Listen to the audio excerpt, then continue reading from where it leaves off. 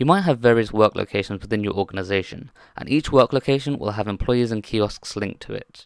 You may need many work locations depending on how many offices, retail stores, warehouses, or sites you have.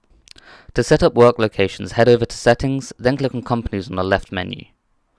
Select your company from the list and hit Edit. Now click on the Locations tab, and then click on Add an Item.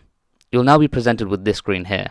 We can start off by naming our work location. Below that we can enter the address. Simply start searching the location, then zoom in to the pinpoint, and drag the pinpoint to the exact location.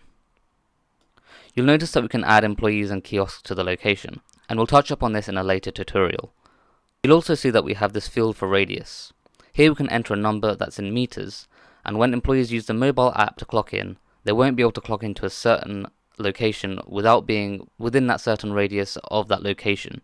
So for example, I won't be able to clock into my London location without being within 10 meters of that particular location, and this will ensure employees don't clock in while they're not actually at work. Now click Save and Close, and then hit Save in the top left corner. We've now created our first work location.